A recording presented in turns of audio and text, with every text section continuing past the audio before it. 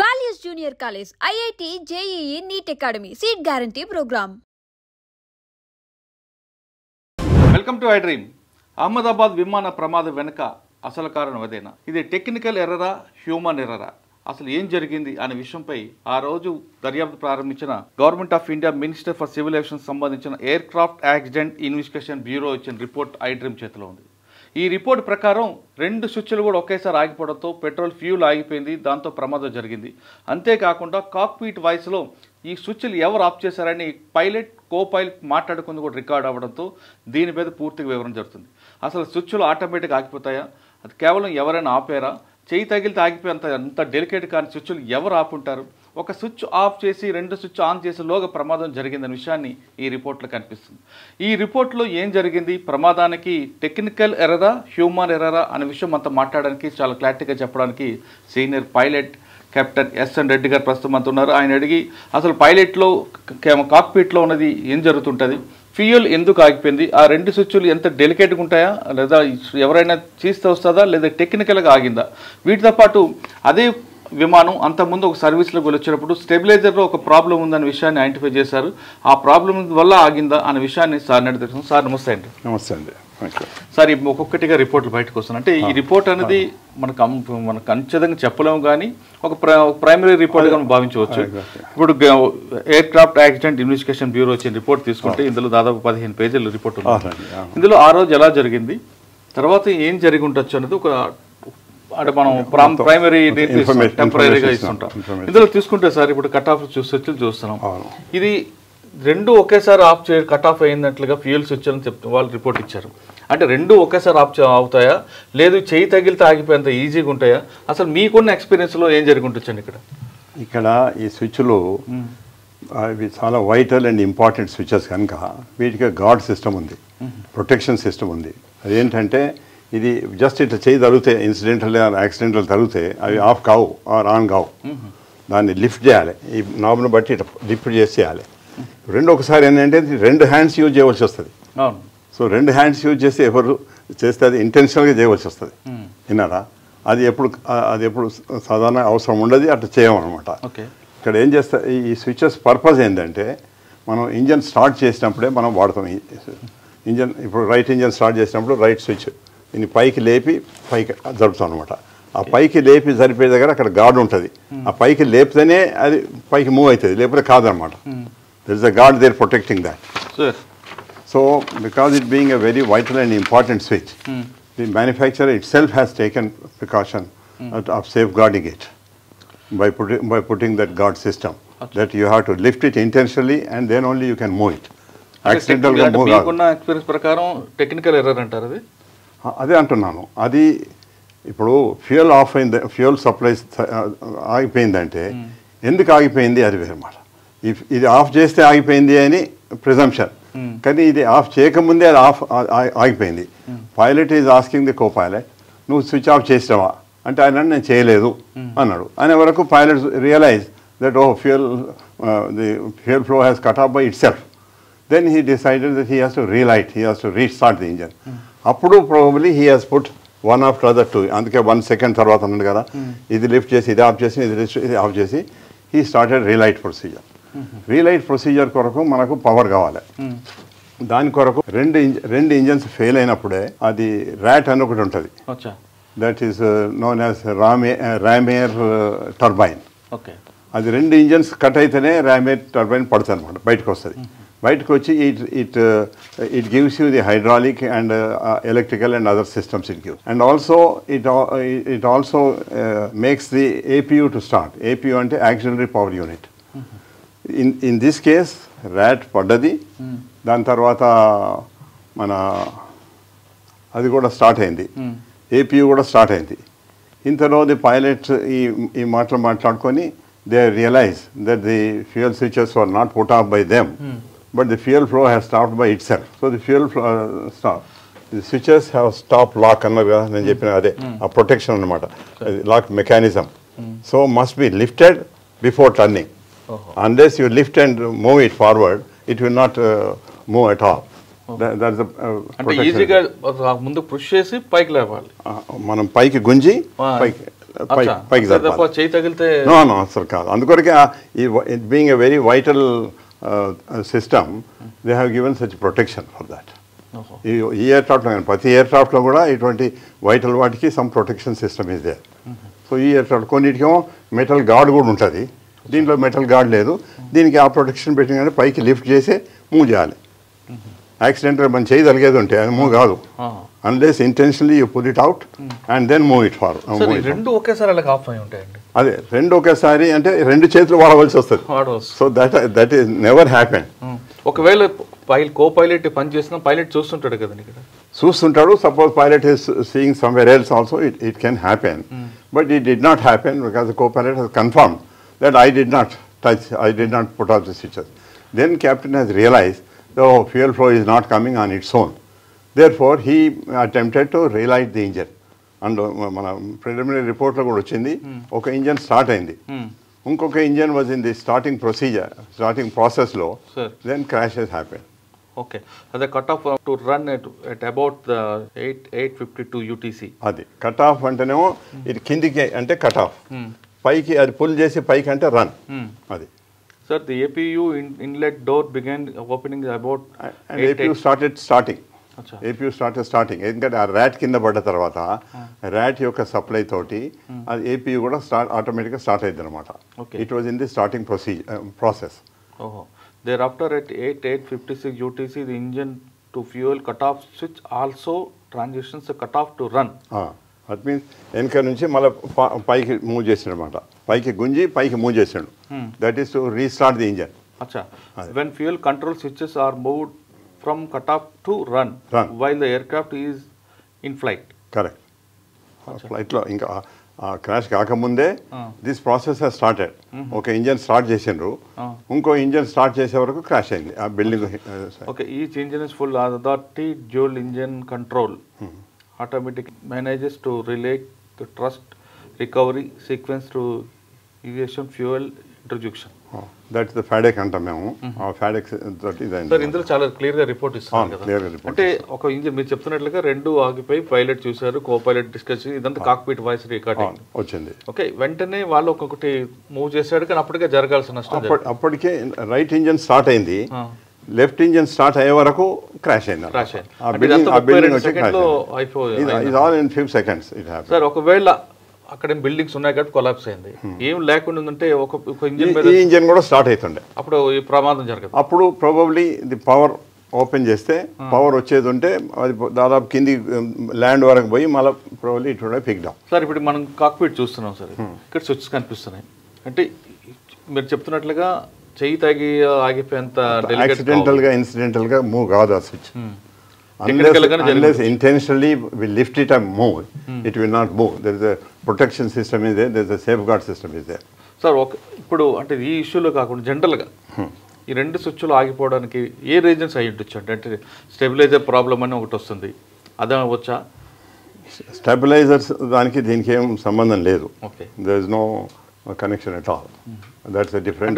ఇదే విమానం ముందు సర్వీస్ లో వచ్చినప్పుడు స్టెబిలైజర్ ప్రాబ్లమ్స్ ఉందని పైలట్ రిపోర్ట్ ఇచ్చారు.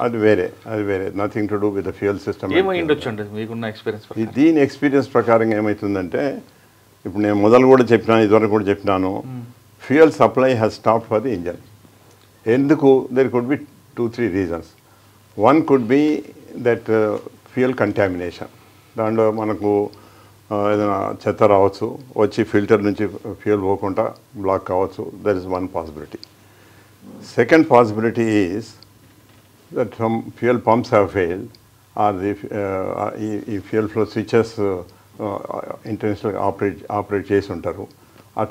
అటువంటి పరిస్థితులనే ఫ్యూయల్ రాదనమాట.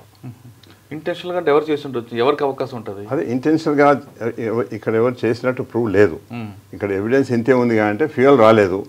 ఈ పైలట్ ఇంకో పైలట్ని అడిగిండు, ఏం ఫ్యూయల్ వస్తలేదు, ఫ్యూయల్ స్విచ్ ఆఫ్ చేసినావా? అతను నేను ఆఫ్ చేయలేదు అంటే that means some system has failed somewhere. So he felt that I will relight it. ఇంత లోపల ఏమైంది, ఆ ర్యాట్ పడ్డది, ఆ హైడ్రాలిక్ అండ్ ఎలక్ట్రిక్ సిస్టమ్ వచ్చింది, ఇంత లోపల APU కూడా స్టార్ట్ అవుతున్నది. So they could get power to relight to start. ఇవన్నీ కనుక సపోజ్ మనం 20,000 ఫీట్లో 30,000 ఫీట్లో ఉండేది ఉంటే nothing would have happen. They would have relighted comfortably రెండు ఇంజన్ స్టార్ట్ చేసుకుంటారు, సేఫ్గా పోగలుగుతారు. కానీ ఇక్కడ అన్ఫార్చునేట్లీ టైం లేదు, హైట్ లేదు. ముఖ్యంగా హైట్ ఉండేది ఉంటే ఇవన్నీ చేయవచ్చు అనమాట. అది సార్ ఇప్పుడు ఫెయిల్ మీరు అన్నట్లుగా రావడం ఆగిపోయింది అనుకుంటా, ఆటోమేటిక్ ఇది కూడా డౌన్ అయిపోతాయా స్విచ్లు కూడా? No switch will not move. Switch ఇక్కడ మూవ్ అయింది కదా సార్ ఇక్కడ? చెప్తాను, switch will remain in the same position. వీళ్ళు మళ్ళీ ఇంజన్ రీలైట్ కొరకు రీస్టార్ట్ కొరకు అప్పుడు స్విచ్ వాడు ఆఫ్ చేసి మళ్ళీ ఆన్ చేయవలసి వస్తుంది అనమాట. That's what cut off and run. Cut off and run అంటారు. ఆటోమేటిక్గా డౌన్ అవుతుంది. నో అది కాదు, అది కాదు, అది కాదు. అచ్చా, వీళ్ళు డౌన్ చేసి కట్ ఆఫ్ చేసి మళ్ళీ ఆన్ చేశారు to restart. That's the procedure. ఇప్పుడు there are 3 situations where these switches are operated. One is to start the engine. మనం గ్రౌండ్ మీద ఉంటాం, టేక్ ఆఫ్ కంటే ముందు ఇంజన్ స్టార్ట్ చేసినప్పుడు ఈ స్విచెస్ ఆపరేట్ చేస్తాం. ఇది ఈ కట్ ఆఫ్ నుంచి లిఫ్ట్ చేసి రన్కు తెస్తాం, అదొక స్థితి. ఇంకోటేమో మనం డెస్టినేషన్ చేరిన తర్వాత స్విచ్ ఆఫ్ చేయాలంటే మళ్ళీ దాన్ని లిఫ్ట్ చేసి కట్ ఆఫ్ తీసుకుపోతాం, ఆఫ్ అవుతుంది. These are the 2 situations. Third situation is you are in the flight. Unfortunately, one engine has failed. That is the time the pilot does this exercise. దాన్ని cut off తీసుకొచ్చి మళ్ళీ relight చేస్తారు అనమాట, మళ్ళీ restart చేస్తారు. So that what happens if it was at 20,000 feet or 30,000 feet, nothing would happen. But ఇక్కడ height లేకుండా, time లేకుండా, ఉన్న కొంచెం టైం లోపల వాళ్ళు ఈ ఎక్సర్సైజ్ చేసినారు, అని కట్ ఆఫ్ తీసుకొచ్చిండ్రు, మళ్ళీ ఆన్ చేసిండ్రు, రీలైట్ ప్రొసీజర్ స్టార్ట్ అయింది. ఒక ఇంజన్ స్టార్ట్ అవుతున్నది, ఇంకొక ఇంజన్ స్టార్ట్ అయ్యే వరకు ఇంత యాక్సిడెంట్ అయింది. అదే కనుక హైట్ ఉండేది ఉంటే ఆ యాక్సిడెంట్ కాకపోతుండే. వాళ్ళు రెండో ఇంజన్ కూడా స్టార్ట్ చేస్తారు, then they would have manage. Sir ఇందులో ఏమైనా కాన్స్పిరసీ ఉంది అని అనుకుంటున్నారు, నిజమంటారా? Conspiracy I don't see any conspiracy ఉంటే అదే అంటే ఆ ఫ్యూయల్ ఫ్లో రాకపోవడం కొరకు ఏదైనా కాన్స్పిరసీ ఉంటే ఉండవచ్చు, విచ్ వీ కెనాట్ సే. కాక్పిట్లో మాత్రం కాన్స్పిరసీ ఉంటుంది, కాక్పిట్లో ఉండదు. ఎందుకంటే ఇద్దరు వాళ్ళ own life is involve. There for it is not possible at all. నేను ఇద్దరు కూడా ఎప్పుడు చెప్తుంటాను, ఇది the difference between doctor or engineer or a pilot is only that the if a doctor makes a mistake, if he makes a mistake, patient will die, nothing happens to the doctor. If an engineer makes a mistake, building will collapse, bridge will collapse, but nothing happens to the engineer. But if a pilot makes a mistake, his own life is involved, he is going to die. But anta risk evaru cheyaru. So no one will take such sort of thing, unless some suicidal tendency is there or something. But ikkada suicidal tendency cannot be there, because not only his life, he is risking another 300 lives. So he is as good as murdering 300 people if he does intentionally something. Correct. So no one will do it. No one will do it. That's what the principle is. The pilot intentionally or negligently, he will never do anything. Okay. He will take care till last moment that he saves the situation. It's fuel control. This is what controls it. ఇది cut off, ఇది run. ఈ position నుంచి ఈ position పోవాలంటే దాన్ని lift చేసి పైకి అనాలి. అది ఇంజన్ స్టార్ట్ చేసినప్పుడు చేస్తారు.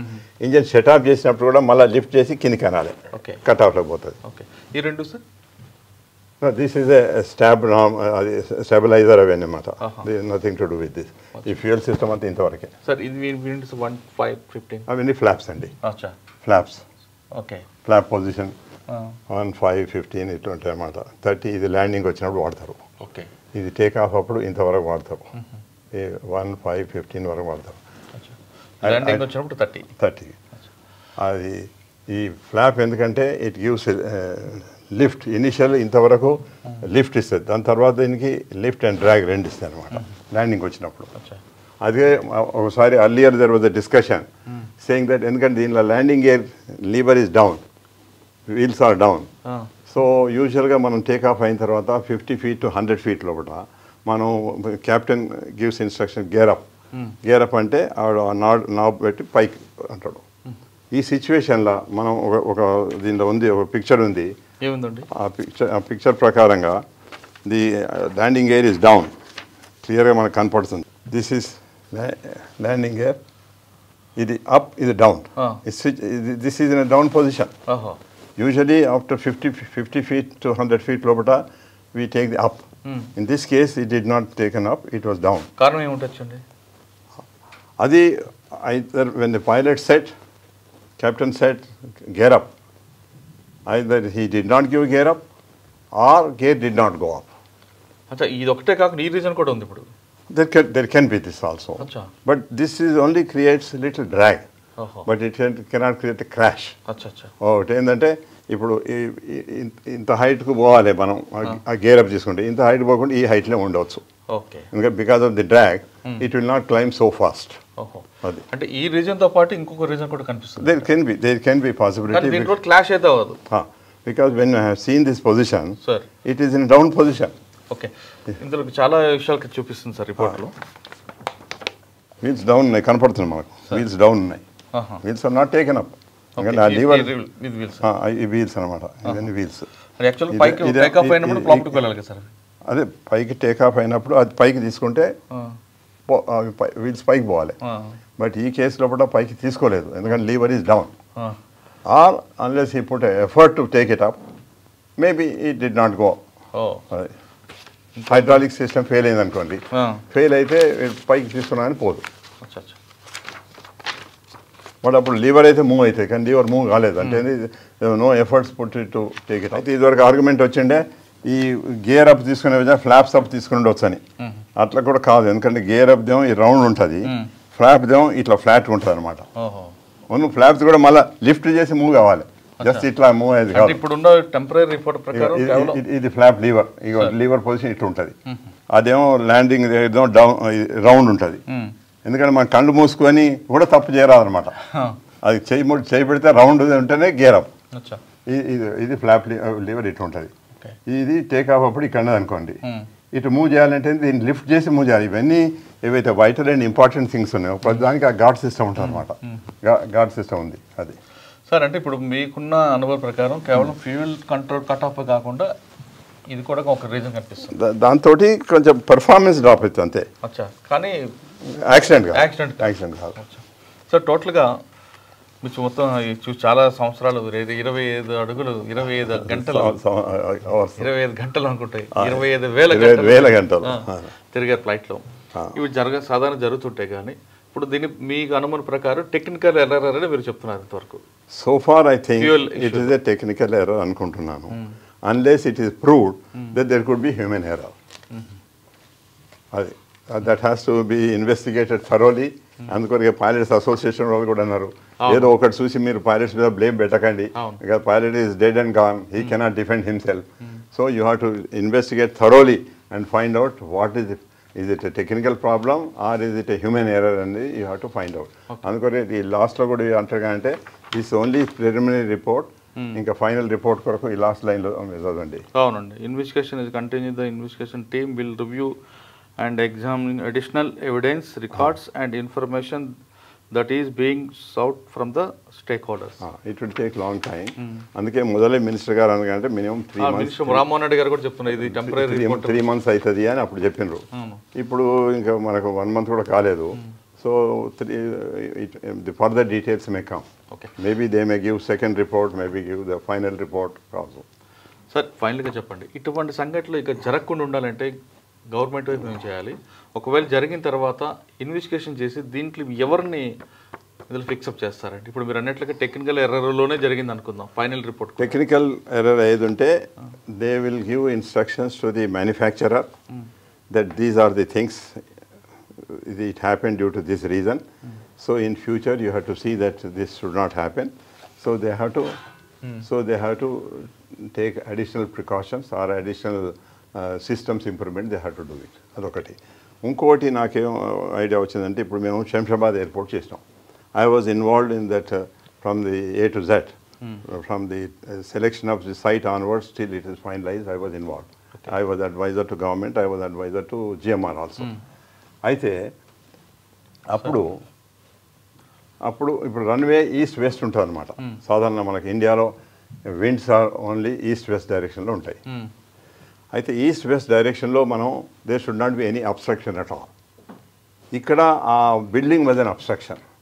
ఆ బిల్డింగ్ కనుక అబ్స్ట్రక్షన్ లేకపోతే probably either they would have succeeded in relighting both the engines and slowly go up, or it would have hit the ground, but the damage would have been much less and deaths would have been very much less. But unfortunately ఆ building ఉండటంతో ఆ యొక్క situation. Sir సాధారణంగా airport సరౌండింగ్లో 4-5 కిలోమీటర్ల వరకు 15 metres height building కట్టకూడదని norms చెప్తాయి కదా. అవును. మరి ఇక్కడ ఆ విధంగా ఎలా పర్మిషన్ వచ్చింది? ఇప్పుడు ఏమవుతుందంటే ఇప్పుడు కొత్త ఎయిర్పోర్ట్ లైక్ ఇప్పుడు శంషాబాద్ మేము చేసినప్పుడు we had the discretion to select a site which has got no obstructions at all. So I have seen 3-4 sites and the best site I selected was the Shamshabad thing. Okay. When I selected, then the DGCA people came, airport authority people came, and they all have seen and they appreciated that I selected a very good site. Even our CM also appreciated, saying that yes, Captain Reddy garu, meeru select chesina site is approved by the DGCA and airport authority people and Ministry of Defence ani they appreciated it. So adi ఏదైతే కొత్త airport వచ్చినప్పుడు అవన్నీ precautions తీసుకోవాలి. Apart from that we have to make a rule that no construction should come. సాధారణ norms ఏం చెప్తాయండి ఎయిర్పోర్ట్కి రన్వేకి ఎంత సరౌండింగ్లో ఉండకూడదు? రన్వేకు సరౌండింగ్ కాదు, రన్వే డైరెక్షన్లో. రన్వే డైరెక్షన్ ఈస్ట్ వెస్ట్ ఉంటుంది. ఈస్ట్ వెస్ట్ డైరెక్షన్లో ఏవి రాకూడదు అనమాట. ఇట్లా ఫనల్ అని ఉంటుంది, ఆ ఫనల్ లోపల ఏ బిల్డింగ్స్ రాకూడదు. బేగంపేటలో కొన్ని బిల్డింగ్స్ అట్లా వచ్చినాయి. ఎయిర్పోర్ట్ కట్టిన తర్వాత కొంతమంది కట్టినారు. అవి కొంతమంది అఫీషియల్గా పర్మిషన్ తీసుకున్నారు, కొంతమంది అనాథరైజ్ కూడా కట్టినారు. But we got them removed. It was a big Herculean task to remove. Some only we could remove, everything we could not remove. With the result now, the runway displacement అయితే landing కొరకు full runway. ఇప్పుడు runway 10,000 feet ఉంటే we are not able to use 10,000 feet. ఇటు నుంచి 8,000 చూస్తాం, అటు నుంచి 7,500 వాడుతున్నాం. అంత ఏరియా ఎఫెక్ట్ అయింది because of this buildings. So అది ల్యాండింగ్ కొరకు వచ్చినప్పుడు. టేకాఫ్ అప్పుడు కూడా ఆ ప్రాబ్లమ్స్ ఉంటాయి మనకు. టేకాఫ్ అప్పుడు కూడా if the engine power is not so much to go vertically up above those obstructions and all that. Suppose ఆ టైంలో ఏదైనా ఇంజన్ ఫెయిల్ అయింది అనుకోండి, ఒక ఇంజన్ ఫెయిల్ అయింది అనుకోండి, అప్పుడు the climb performance will be deteriorated, reduced. దాంతో కూడా there is a possibility. But usually the aircrafts are designed in such a way that if one engine fails, with another engine, we will be able to climb comfortably and clear all those obstructions. Okay. And then again, either you try to restart the engine, or if you don't restart, you come back, declare emergency that I have lost one engine and I'll come back and land. I had a situation like that. నేను బేగంపేటనే ఒక క్యాప్టెన్కు training ఇస్తున్నాను Boeing 737 aircraft మీద. నేను ఇట్లా just take off అవుతున్నా ఒక bird వచ్చింది. ఆ పైలట్ చూసినాడు, సార్ బర్డ్ అన్నాడు. నేను కూడా చూసి నేను ఏం చేసినానంటే ఆ లెఫ్ట్ ఇంజన్ దిక్కు వస్తుంది bird. So left engine cut చేసేవరకు ఏంటంటే bird was sucked in to the engine but it did not do damage. ఎందుకంటే నేను కట్ చేసేవరకు దాని రెవల్యూషన్స్ తగ్గిపోయి ఏం డ్యామేజ్ కాలేదన్నమాట. నేను డిక్లేర్ చేసినాను ఇట్లా ఒక సింగిల్ ఇంజన్ మీద వస్తున్నాను and I will come back and land. They given permission, I went and landed. After we landed there, the engineering people were checking up. అయితే ఆ ఇంజన్ కొంత హైట్ ఉంటుంది కదా, వాళ్ళు చిన్న ల్యాడర్ వేసుకొని దాని మీదకి పోయి చూస్తే ఇది ఇంకా ప్రాణంతో ఉన్నది ఆ బర్డ్. పెద్ద పంతలాగా అనమాట. అది దాని యొక్క వింగ్ టిప్ నుంచి వింగ్ టిప్ 9 feet ఉన్నది. అవి ఈ డెడ్ యానిమల్స్ మీద తింటాయి. రాబందులు అవి సాధారణంగా ఇట్లా టేకాఫ్ కావాలి అనమాట. ఇట్లా అని కొంత దూరం రన్ చేసి మెల్లగా టేకాఫ్ అవుతాయి. సో అంత పెద్ద బర్డ్ అది. దాని వెయిట్ చూస్తే ఆల్మోస్ట్ లైక్ డాగ్ అంత వెయిట్ ఉన్నది అది. సో అప్పుడు నేను వాళ్ళతోటి చెప్పినాను. అయితే ఇంజనీర్స్ అంతా చెక్ చేసి they were satisfied that it did not do the damage because of my prompt action of switching of the engine. అదే కనుక నేను ఇంజన్ స్విచ్ ఆఫ్ చేయకపోయేది ఉంటే ఇంజన్ కూడా డ్యామేజ్ అండ్ ఇంజన్ కూడా కాస్ట్ 10 to 12 crores. సార్ మీరు ఇందాక చెప్పారు ఎయిర్పోర్ట్కి రన్వేకి ఈస్ట్ వెస్ట్లో 15 meters దాటి బిల్డింగ్ ఉండకూడదు, ఉంటే ఈ 2 ప్రాబ్లమ్స్ వస్తాయి. డిస్టెన్స్ కూడా అంత దూరంలో ఉంటే పర్లేదు, కానీ దగ్గరలో ఇప్పుడు ఇక్కడ ఉన్నట్టు బిల్డింగ్ అంత దగ్గర ఉండేది ఉంటే ఈ ప్రాబ్లమ్స్. ఓకే, కానీ కొన్ని ఎయిర్పోర్ట్లో కొండల మధ్య ఎయిర్పోర్ట్ రన్వేలు ఉంటాయి, అప్పుడు ఎలా చేస్తారు? అది దట్స్ ఏ సపరేట్ థింగ్. దాని కొరకు ఏం చేస్తారు అంటే మనం ఎయిర్క్రాఫ్ట్ లోడ్ ఫుల్ చేయం, తక్కువ వెయిట్ తీసుకుంటాం. ఎందుకంటే పెర్ఫార్మెన్స్ మంచిగా ఉండాలి. దాంతో ఇప్పుడు మనం 120 passenger కెపాసిటీ ఉందనుకోండి, we take only 90 passengers. Sikkim Meghalaya అటు వెళ్ళినప్పుడు మన కంప్లీట్గా డెహ్రాడూన్ అట్లా నేపాల్ ఉన్నది. Nepal is the one. Hills మధ్యన ఉంటాయి కదా. నేపాల్ ఇస్ మాకు ఒకటి చెప్పగలుగుతాను ఎగ్జాంపుల్గా. నేపాల్లో మనం టేకాఫ్ కాగానే ఇట్లా పోరాదన్నమాట. అందుకొరకు దర్ ఇస్ అ ప్రొసీజర్. ఒకటేమో మనం టేకాఫ్ అయి కొంచెం దూరం 200-300 ఫీట్ అని మెల్లగా టర్న్ చేసుకుంటాం. టర్న్ చేసుకుంటా ఇట్లా ఇట్లా తిరిగి క్లైంబ్ చేస్తాం అనమాట. డైరెక్ట్గా కాదాలి ఎందుకంటే ఇంత క్లైంబ్ రాదు. అందుకొరకు ది ప్రొసీజర్ అటువంటి ఎయిర్పోర్ట్లో there is a different procedure. వైజాగ్లో కూడా ఒక దగ్గర ఉంటే టేకాఫ్ కాగానే ఒక రన్వే ఉంటే టేకాఫ్ కాగానే మాకు 500 ఫీట్లో you should start turning and climbing. Landing అప్పుడు కూడా ఒకసారి కొన్ని క్రాఫ్ట్లో టర్నింగ్ అవుతాయి కదా. అవును, ల్యాండింగ్ అప్పుడు కూడా to avoid that sort of thing air craft ఇట్లా వచ్చి స్లోలీ డిసెండ్ అవ్వకుండా ఆ ఫైనల్ లోపలనే వచ్చి డిసెండ్ అయ్యి ల్యాండ్ అయ్యింది. శంషాబాద్లో అందుకే people call it is a very pilot friendly airport. In fact many pilots thank me, sir, since you are involved in selection of a site, you are selected such a good site, it is a very pilot friendly airport అంటారు. ఫైనల్గా చెప్తున్నట్లుగా sir చెప్తున్నట్లుగా Ahmedabad ప్రమాదం వెనక fuel అనేది చాలా క్లారిటీగా తెలుసు. ఇది కూడా టెంపరీ రిపోర్ట్ మాత్రమే.